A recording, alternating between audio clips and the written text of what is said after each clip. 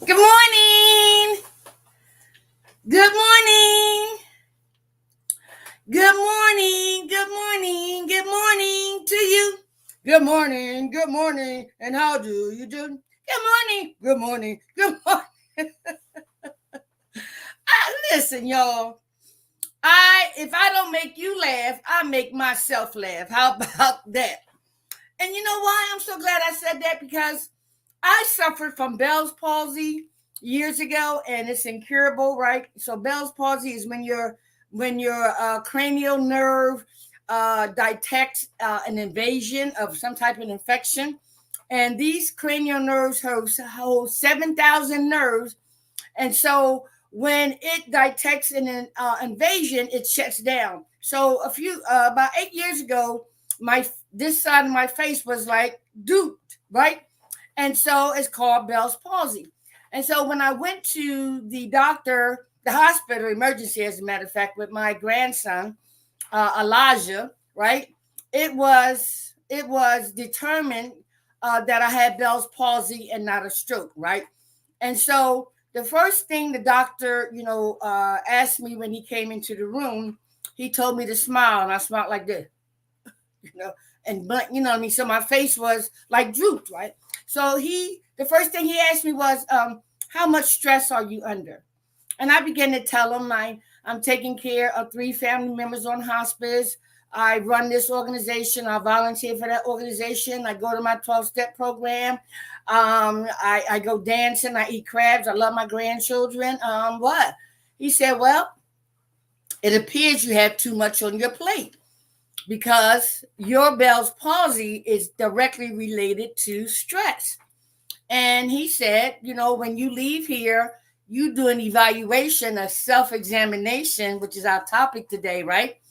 On what you need to give up and what you need to keep and how you can decrease your stress. I said, okay. And so he said, also, when you find yourself getting stressed out, you need to make yourself laugh. You need to do something crazy. You can fart in public. I don't know. You say anything you need to do to make yourself laugh to break that trend that's coming that says neon lights, danger, danger, danger.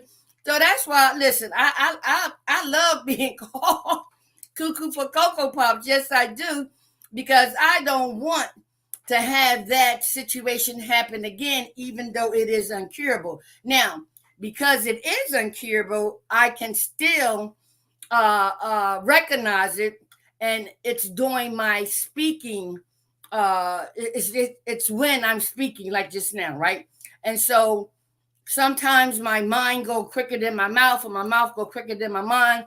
So it has not left, but I do detect it in my speech. Okay, so that's why I make myself laugh, and I do crazy things because, listen, I love me today, and I thank God that He woke me up this morning, giving me a brand new day that I will never, ever, ever, ever see again. Woke me up in my right mind. I have all my 5 plus 6 senses, right? And so I am just elated that I was chosen. I was chosen this day, this day. And for that, I want to give him the honor, the praise, the glory, the hallelujah, the worship, and most importantly, the acknowledgement. Yes, yes, yes.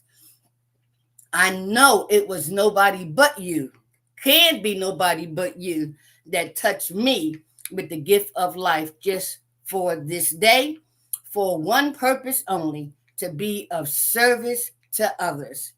Under his leadership, his instructions, as he continued to order my steps. I'm all of yours, Lord. Thank you. Guide me, direct me, right? And most importantly, too, know that he loves me, I love me, and therefore I love you. All right, so welcome to the Free to Hope morning conversation with Edwina B. That's me, y'all. Okay, so many of you know that FREE stands for From Recovery Emerge Empowered to Give Hope to Others. free to hope. From recovery, emerge empowered to give hope to others. I thank my God for delivering me underneath that park car 34 years ago and preparing me to sit before you today, this morning, on this very, very special occasion with a very, very special announcement. Now, the topic you see on the screen talks about surrender and self examination, right? And because I've been part of a 12-step spiritual program for nearly 34 plus years, right? I have gained some knowledge, some wisdom, some experience, some awakenings, many breakthroughs that are related to the 12-step program of Alcoholics Anonymous, the Five Agreements by the Uweeds family, the gospel songs by the late Benjamin Twin Brown on a revival, spiritual revival hour, the Bible, of course, my church affiliation, Canaan Baptist Church, and Dr. Sonia of P3 Global. And because the spiritual student remains ready, spiritual teachers will continue to appear. And so, one of the things that I wanted to share with you based on this topic of self surrender and self examination is because of some of the things that I'm experiencing in my life right now. Okay. And so I've been sharing with you how the other day, with the 7 step, humbly ask Him to remove our shortcomings as it relates to Alcoholics Anonymous spiritual principles. So I am aware of my shortcomings majority of the time, and I have a choice to ask God to remove them, right? Or stop me from doing something that I shouldn't do, I shouldn't say. But if I don't ask for help, my humanness is going to kick in, like I shared with you the other day regarding my niece, Helen Sabrina Hall. And so I also shared with you that Helen is my 9th family member that I've been blessed to take care of. And she too is the 9th family member that's on hospice. Yes, yes, yes. My niece, Helen Sabrina Hall, is now on hospice. Okay. So, yesterday, when I went to the hospital and to check on her status and whatnot, I was, along with my sister Ruby Hall Wells, uh, engaged in conversations with the nurse, the case manager, the hospice representatives, and the doctor. And it was determined that my niece, Helen Sabrina Hall, will be transitioned to hospice. And one of the things that I love most about Alcoholics Anonymous and my 12-step spiritual journey for 34 years, I've learned to apply spiritual principles to all earthly matters, including the transitions of loved ones. Yes. So I've also learned that in order for me to make the right decisions, right, based on my loved ones, I sometimes have to detach from the emotions. Hear me now. I have to detach from the emotions in order to make an objective and spiritual decision, particularly with those who have trusted me with the decisions about their lives, which Helen, as well as the 8 other members, did. And so, in talking with the doctors, with the consulting staff, and my sister Ruby Hall is on the phone because I believe in having another person who can witness, engage, ask questions as someone is planning and providing alternatives for a person's life that is deteriorating in health. Okay, and so yes, my sister slash niece has transitioned to hospice. Okay. And in the beginning, right, it was for the purpose of giving her additional services. Hospice is not always deemed the end of life. Sometimes you can get pre hospice where, and she did, of course, um, was able to get additional services if she could use them. And by her being so weak and so frail, and her strength just about exhausted, she was unable to participate in all of the additional benefits of pre-hospice, to the point now, with her condition deteriorating, not wanting to eat, not wanting to drink. She is more or less comfortable under the sedation of drugs, narcotics, okay, to keep her somewhat comfortable because she is in a lot of pain. And she did accumulate an infection that went to her bone, the back of her bone, from a bed sore. And so when it gets to that point where your bone becomes infected, that's a sign that it's just a matter of time. And in addition to that, because she's on dialysis, one of the doctors talked about, how long she had been on dialysis, and we told about 3 years, and they said usually that's the time or the duration that the kidney is able to receive dialysis in order to clean and take off additional fluid. So she struggled with dialysis in a number of ways. But the fact that she has not been eating, has not been drinking, and I'm sure the weight that's on her body is, it's not enough to pull anything off. As a matter of fact, usually they pull off 2.7, whatever the millimeters are, but yes, the day before they only pulled off 0.13. And so there's nothing to pull off of her because she's not drinking, she's not eating, she's coherent, she's able to moan, yes, okay, no, say a couple words. So she is alert and she is cognitive of what's going on around her. But like most people who are in that position, most times we kind of fade out and we hear but we're not listening, type of thing. And so it was decided by the staff at the hospital, hospice, her case manager, myself, and my sister, with having a conversation with Helen. Whether she could hear, and she can, whether she was really listening, and she could have been, but the conversation included her.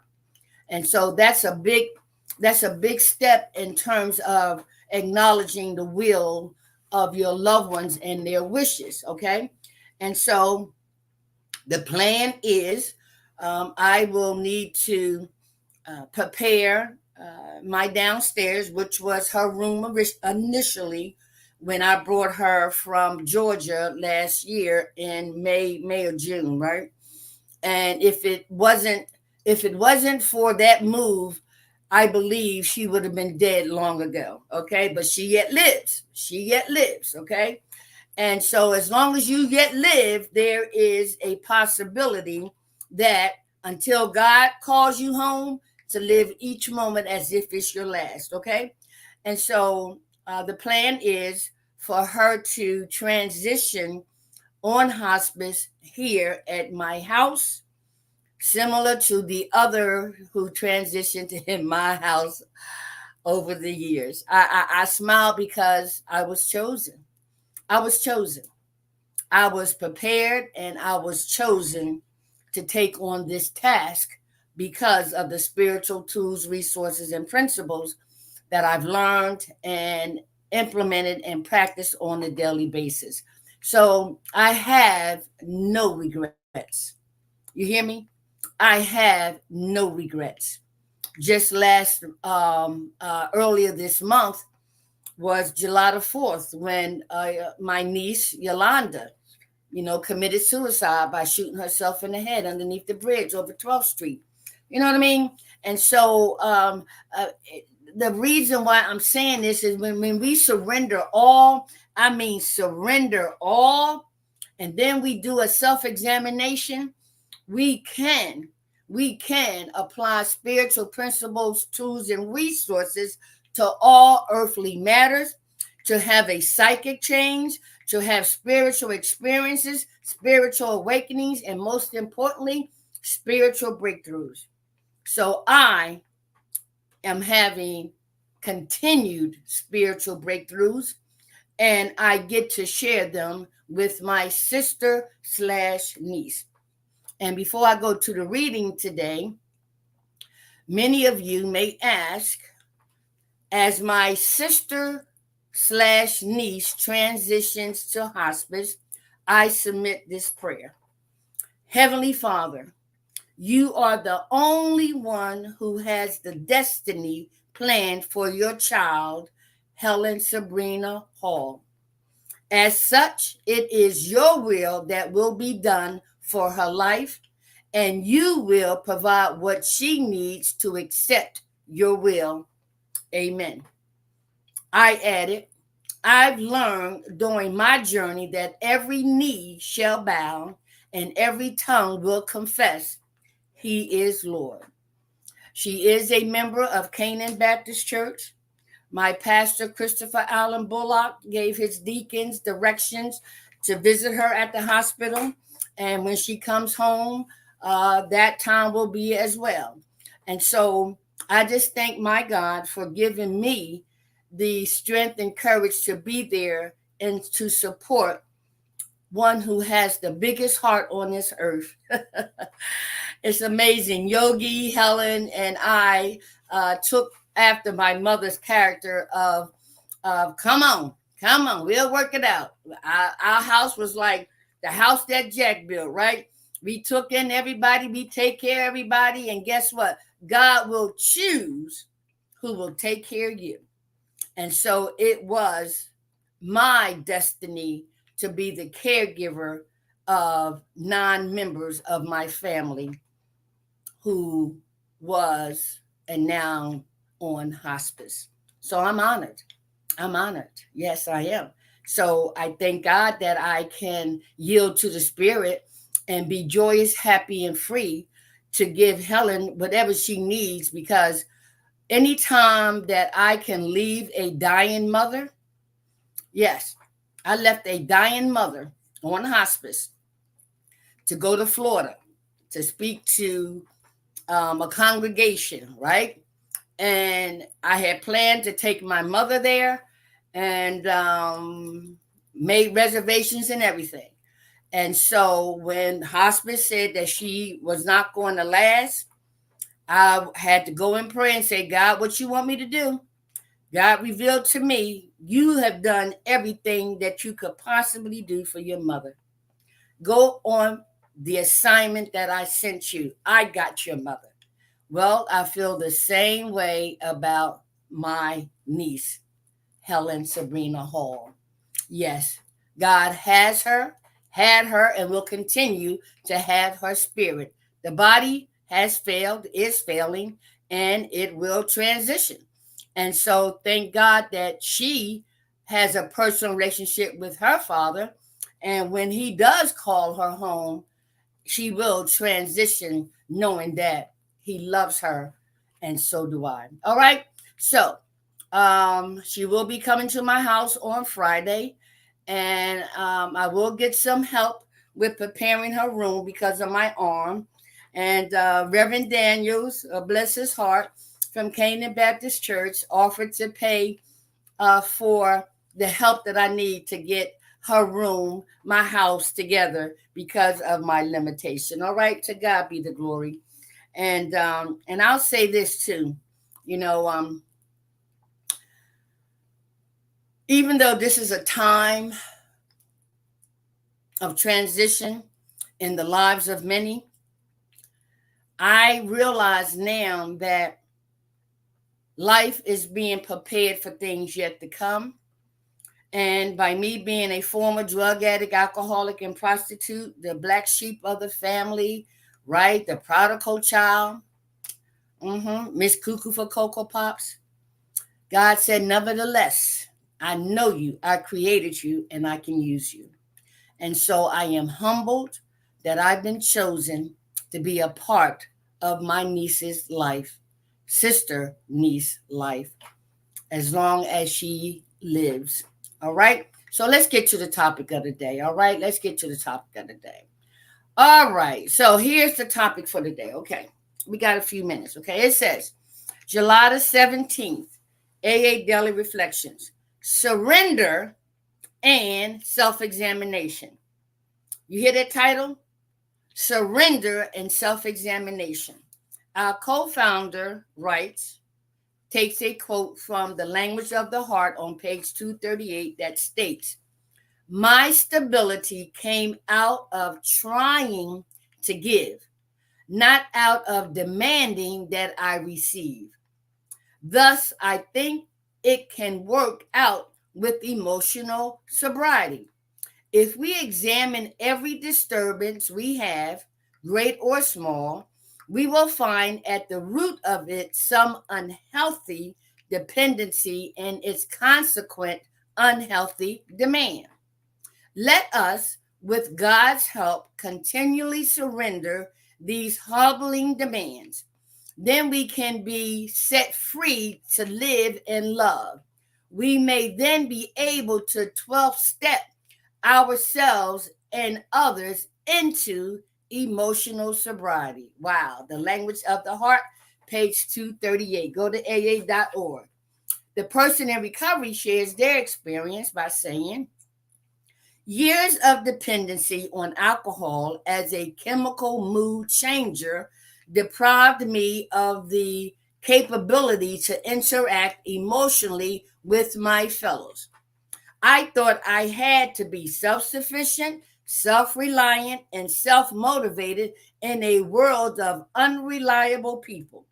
Finally, I lost my self-respect and was left with dependency, lacking any ability to trust myself or to believe in anything. Surrender and self-examination while sharing with newcomers helped me to ask humbly for help. My. This is really a blessed reading today, as they all are, one day at a time.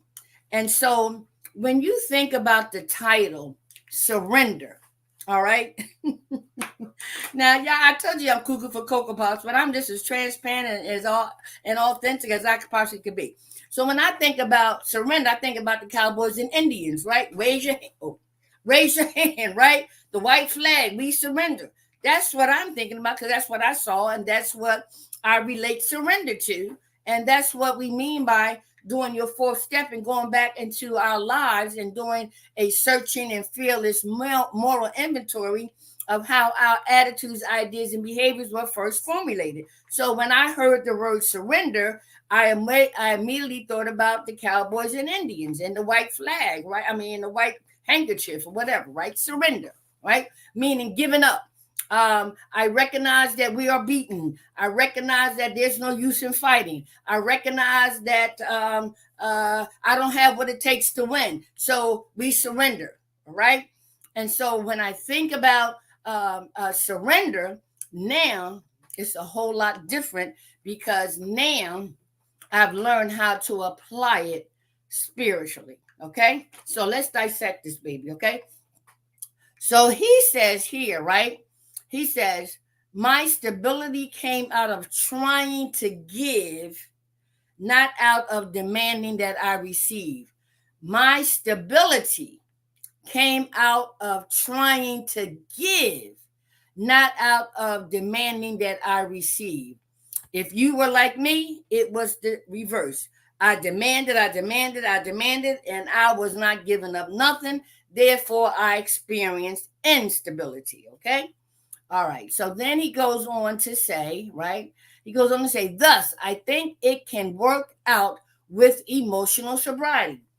So he's saying, thus I think it can work out with emotional sobriety. So if my stability came out of trying to give, not out of demanding that I receive, I think it can work out with emotional sobriety, meaning that I can apply it to my emotions. And that's why, right, I can put my needs, my wants on the shelf while I give and cater to someone who is more in need than I am, right? So I want to give as much as I possibly can to be of service to others. Whereas before I got into this spiritual program and practicing these spiritual principles, tools, and resources, it was all about me. It was all about me, right? You do it, you do it, you do it. Right. No, no, no, no. I don't want to do it. I don't know, it's a burden. Excuse, da, da, da, da. Well, guess what?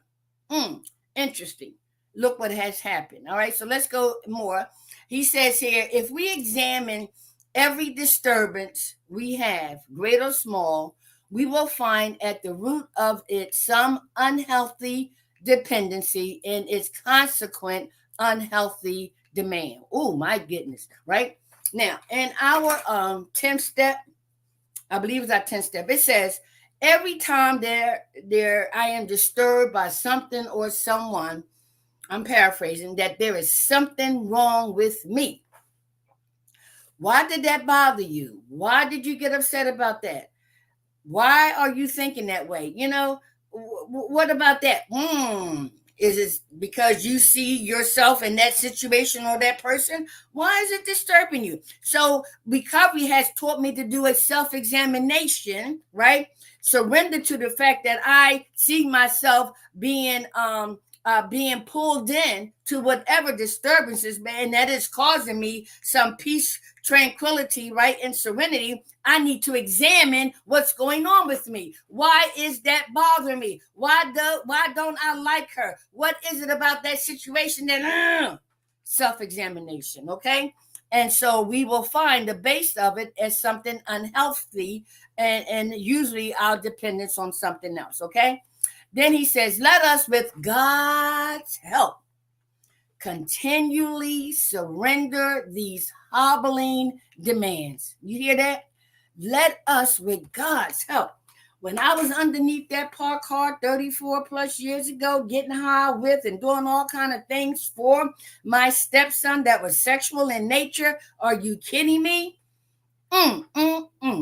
Right? Suffering from co-occurring disorders, mental illness, substance abuse.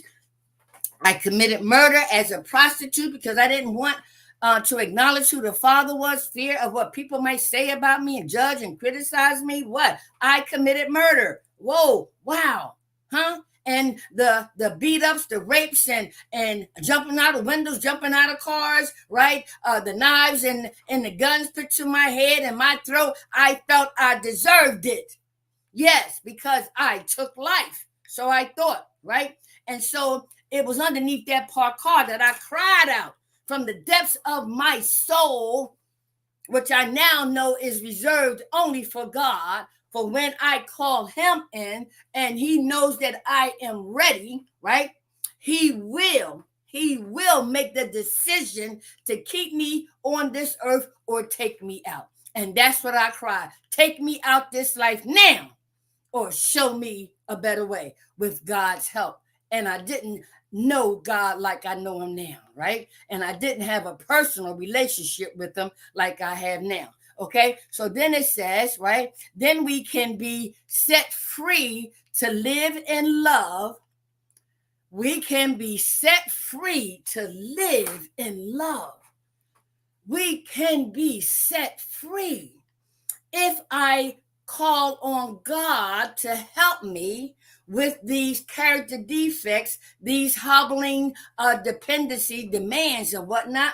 If I apply these spiritual principles, tools, and resources, and to all earthly matters, I am, can be, will be set free. From recovery, I have emerged empowered. Yes, I have. For the sole purpose of giving hope to others, help others prosper equally. So if he set me free, right, he can set you free. But there's that knee bowing experience that sets the foundation for us to be set free.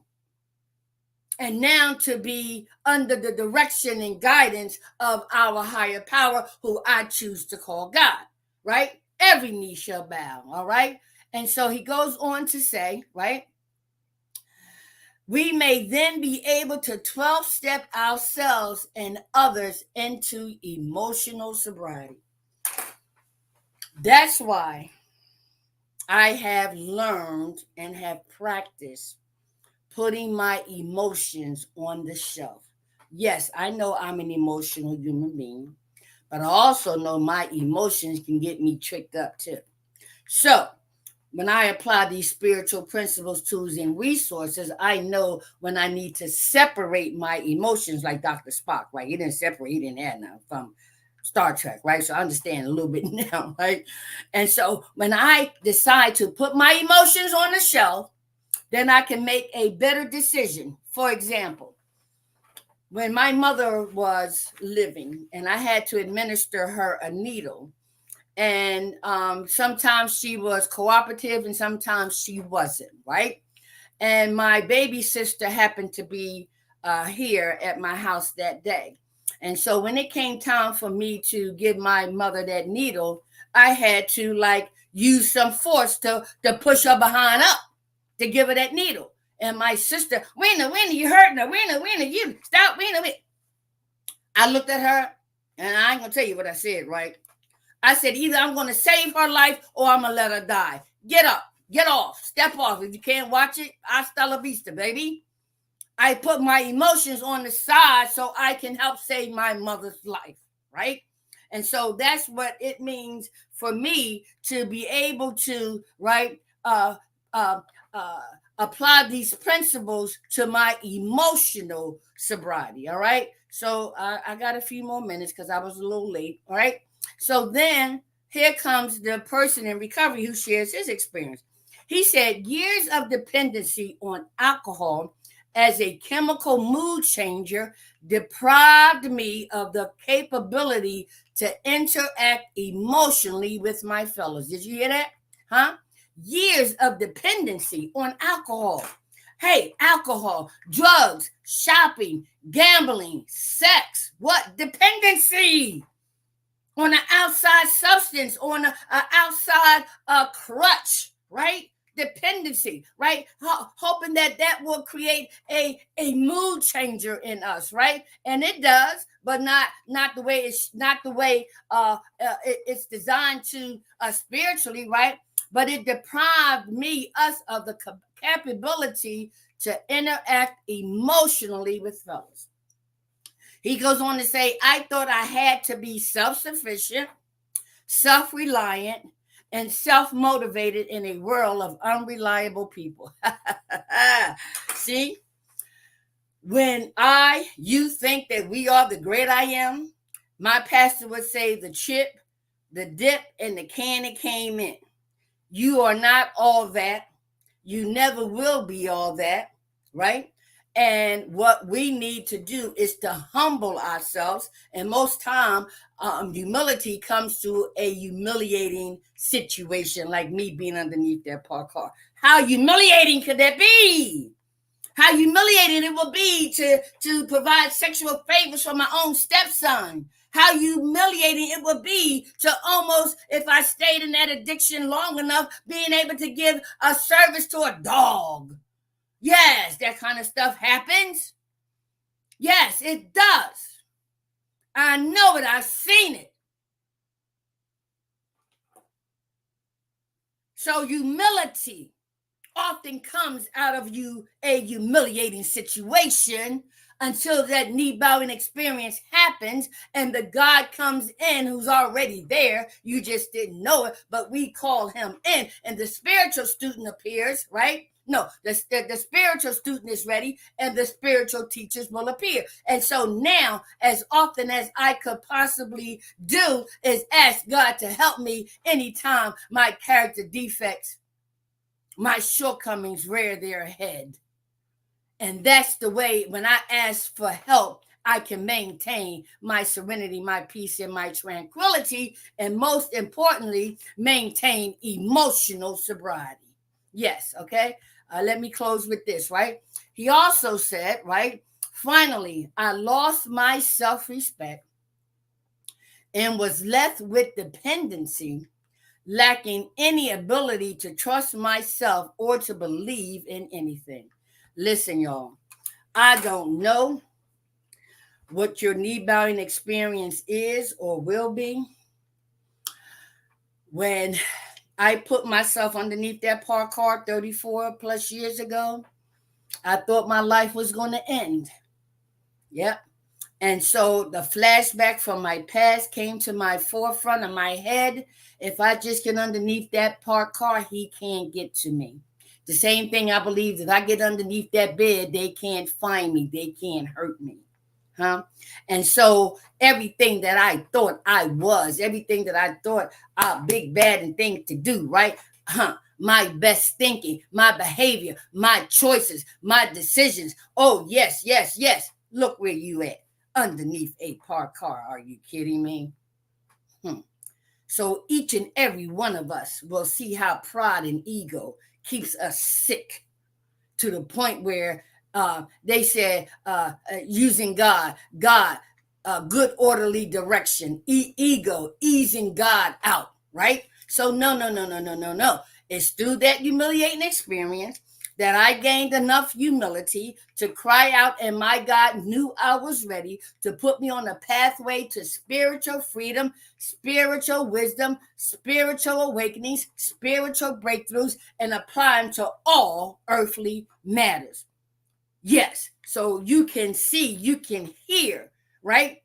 And I hope you're listening. Do you feel me?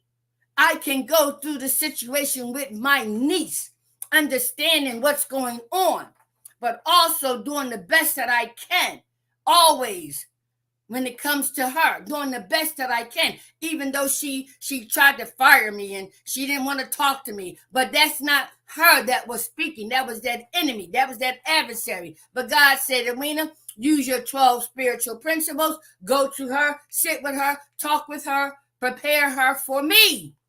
And that's what I did, and that's what I will continue to do, because I know how these 12 spiritual principles, tools, and resources work on all earthly matters, okay? And the last thing he says here, let me get it right. He says here, surrender and self-examination while sharing with newcomers helped me to ask humbly for help. Yes, humbly for help, you know? So let me close by saying sometimes we have to recognize when others are asking for help and they don't say it. We learn in my spiritual journey with these 12 steps that we have to see and have that spirit of discernment to see it and know when a person is crying out for help but unable to speak it, right? And so when it comes to the individuals that I've been blessed with to take care of, right, over the years, right, I would say coming up on, I don't know, I've been in my house going on 23 years, and it's been a revolving door. And this last patient, my niece, sister Helen Hall, will be again once in her house, and she will not die in a facility. She will not transition in a facility. Oh, hell to the no. And if I am honest, and y'all know I am, her mother died in the hospital. Her dad died in the hospital. And the others were transitioned in my home. Okay. And so when they asked, sort of like they did Twin B Brown, so she's going back in the same room that Twin B Brown used while he transitioned, which was her room. She's going back to her room, getting back in the same bed that Twin B Brown died in, right? And so guess what? Yeah, guess what? When I apply spiritual principles, tools, and resources, I'm good. I am good. But I tell you one thing I don't do, and I won't do to the best of my ability, and is to not engage in BS, to not engage in drama, to not engage in foolishness. No, no. I gave my sister Ruby a task. I told her, I give you all the numbers. My job is to be with her, Helen. You call everybody. You inform everybody. You heard the conversation. You tell people what's going on. I don't want to engage in any drama. I don't want to ask or be asked a whole lot of questions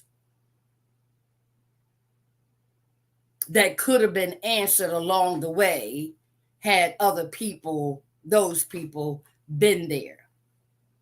So I've learned to pick my battles. Yes.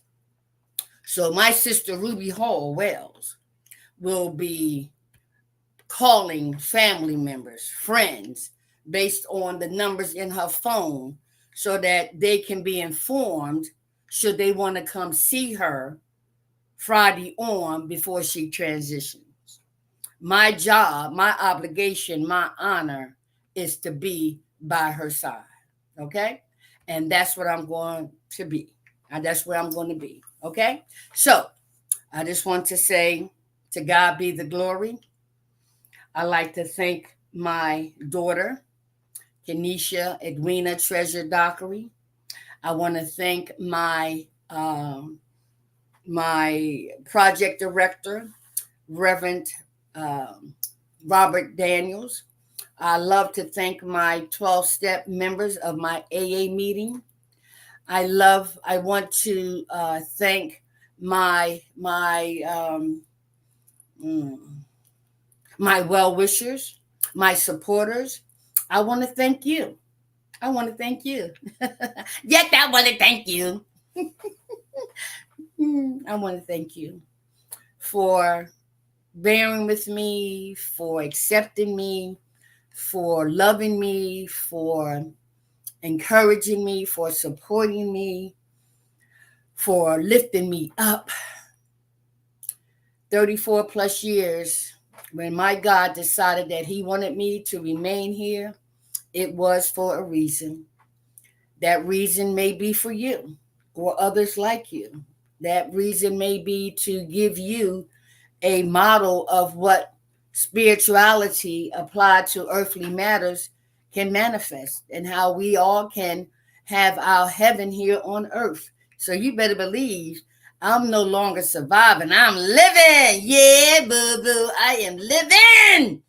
Yes, because I recognize my humanness, that this is only the vessel, but I recognize I am exhibiting the fruit of the Spirit. And it's so wonderful to be on this side of the fence. Now, in our program, it says we will not regret the past, nor wish to shut the door on it, and I don't. That my past has become my reference book. Our greatest possession is our past. Now, these 34 years, right, one day at a time, is my other past, right? If that makes any sense, right? Because the decisions and choices I'm making now and practicing on a daily basis is preparing me for a more spiritual future, to continue to walk in my destiny, to continue to live with purpose, right? To continue to be of service. Yes. So it's amazing. The decisions I make today or choices I make today will determine my future. See how that worked? All right, I got to go. I love you. You love me. We are one big old family with a great big hug and a kiss from me to you. Won't you say you love me too?